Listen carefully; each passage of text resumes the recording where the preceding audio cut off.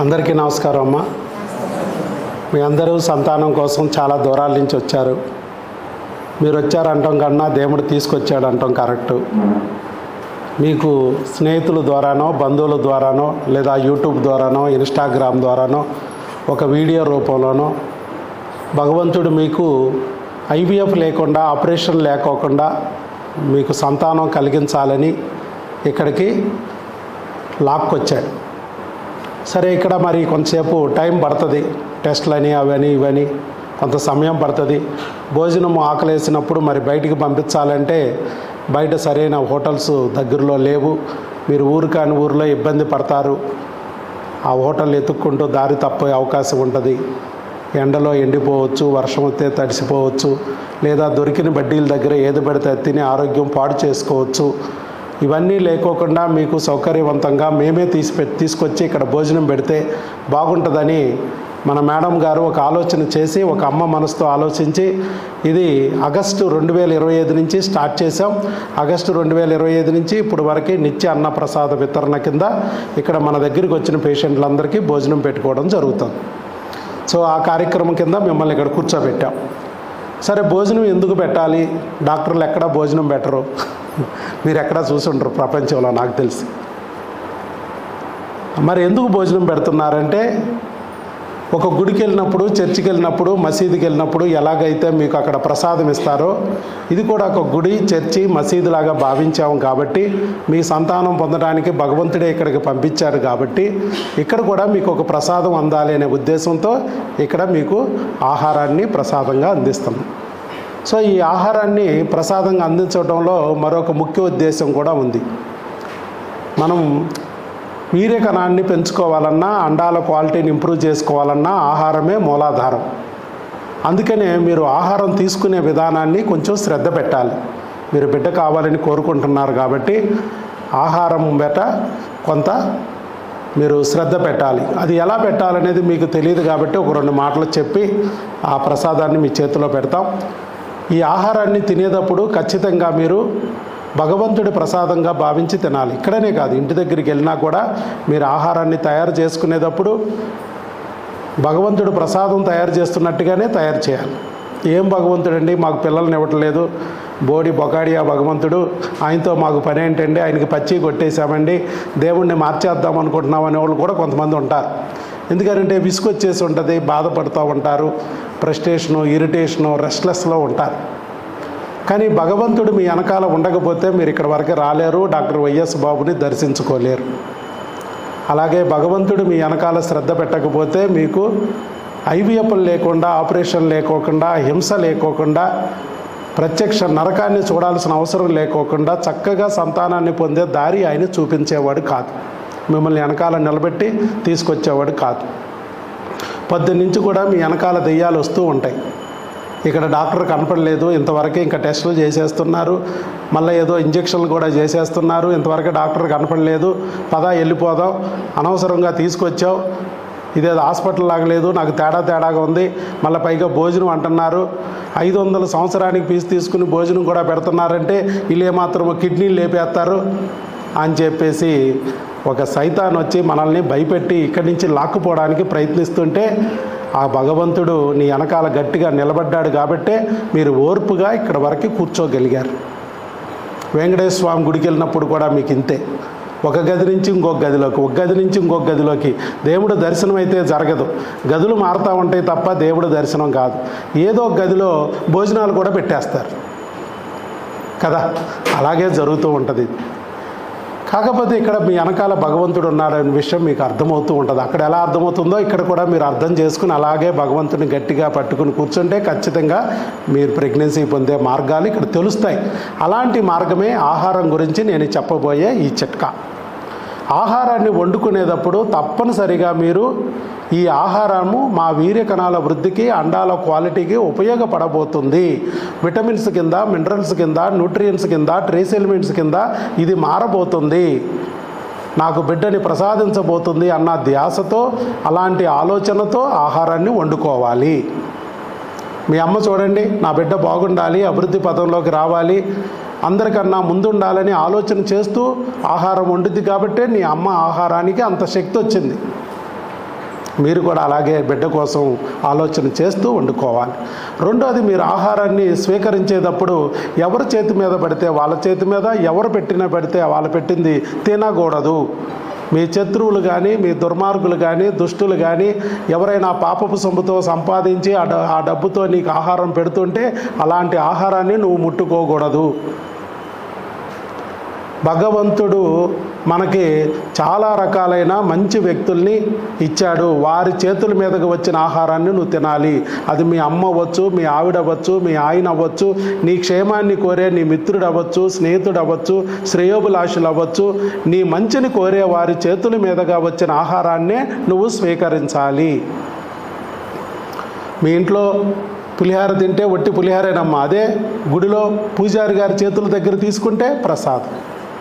నువ్వు ద్రాక్షరసం రోడ్డు మీద తాగితే వట్టి జ్యూస్, అదే పాస్టర్ గారి చేతుల మీదుగా బ్రెడ్ ద్రాక్షరసం తీసుకుంటే ప్రసాదం. ముస్లింలు హలాల్ చేస్తారు. ప్రతి మతంలోనూ ఇది ఉంది. మీ అందరికీ అనిపించవచ్చు, ఇదేంటో డాక్టర్ గారు అని వస్తే మంచి మందులు ఇచ్చి పిల్లలు పుట్టించేస్తాడు అనుకుని మనం వస్తే ఈయనేంటి ఇలాంటి మాటలు చెప్తున్నాడు, ట్రాష్ కదా అనిపించవచ్చు. మీ అందరూ కూడా గాలి పీల్చి బతుకుతున్నారు, ఆక్సిజన్ పీల్చే బతుకుతున్నారు. ఆక్సిజన్ చూపించంటే చూపించగలుగుతావా? చూపించలేనంత మాత్రం ఆక్సిజన్ లేదా? ఇదంతా సైన్స్. అట్లాగే మంచి చేతుల మీదుగా ఆహారం అందుకోవాలన్నప్పుడు ఆ మంచి వ్యక్తులుగా మేము మా చేతుల మీదుగా మీకు ఇవాళ ప్రసాదాన్ని అందించడానికి ఒక పూజారిలాగా, ఒక పాస్టర్ గారిలాగా, ఒక ఇమాంలాగా మా చేతుల మీదుగా అందితే మీకు మంచి జరిగిద్దని మేము ఈ ఆహారాన్ని ప్రసాదంలాగా ఇవ్వడానికి వచ్చాము ఇవాళ. అంటే మీ చేతులు మంచి చేతులైనా డాక్టర్ గారు, మీకు మీరే పొగిడేసుకుంటున్నారు. అయితే 16,300 మందికి ప్రెగ్నెన్సీ ఇచ్చిన చేతులు ఇవి. ఒక్క ఐవీఎఫ్ లేకుండా, ఒక్క ఆపరేషన్ లేకోకుండా వరల్డ్ రికార్డ్ అది.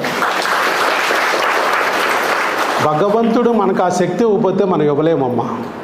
కాబట్టే 16,300 మందికి ప్రెగ్నెన్సీ తెచ్చుకోవడానికి నేను గైడ్ చేశాను, ఒక వైద్య నిపుణులాగా, గురుదేవుళ్లాగా. అలాగే మీకు కూడా ఎలా చేస్తే మీకు ప్రెగ్నెన్సీ మీ చేతుల్లోకి వస్తుంది అనేది నేను కౌన్సిలింగ్లో చెప్తాను.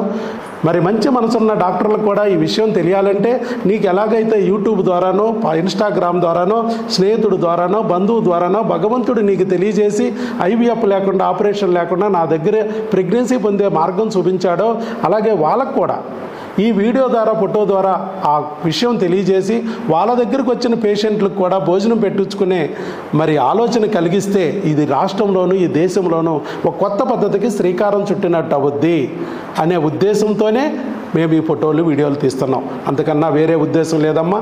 ఒక మంచి కార్యక్రమం, ఒక కొత్త కార్యక్రమం రానున్న రోజుల్లో జరగబోయే దాంట్లో మనము కూడా కూర్చోగలిగాం.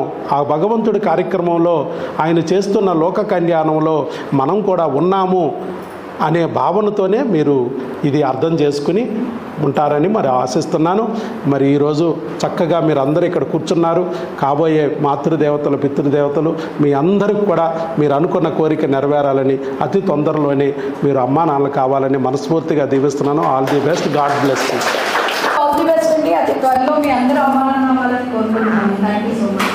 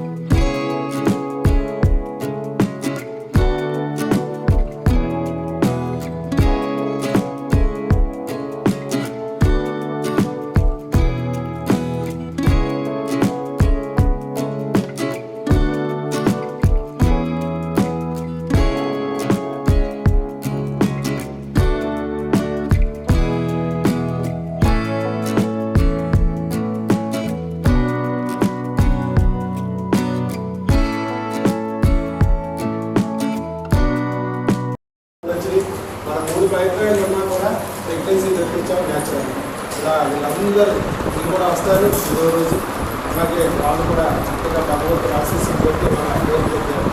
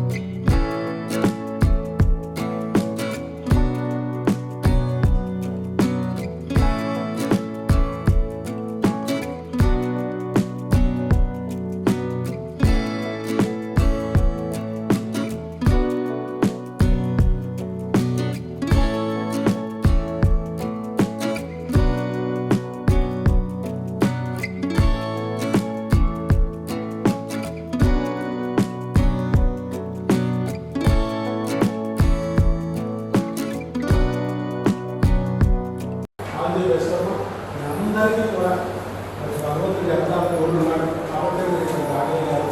లేకపోతే పొద్దు నుంచి ఎన్నో దెయ్యాలు వచ్చి మిమ్మల్ని నాటుకోవడానికి ట్రై చేసుకుంటాయి. ఇదే హాస్పిటల్లో డాక్టర్లు లేదు, టెస్టులు చేసేస్తున్నారు, అమ్మో డబ్బులు తీసేసుకుంటున్నారు, రెండు టీకాలు అంటే ఇచ్చేసుకుంటారు, వచ్చేస్తున్నారు. డాక్టర్ చూడలేదు, ట్రీట్మెంట్ కూడా అయిపోతుంది, తర్వాత వెళ్ళిపోవడం అంతా ఉండదు. కానీ దేవుడు వెనకాల ఉన్నాడు కాబట్టి రోజుగా పట్టుదలగా కూర్చోబెట్టాడు. డాక్టర్ రాలేదా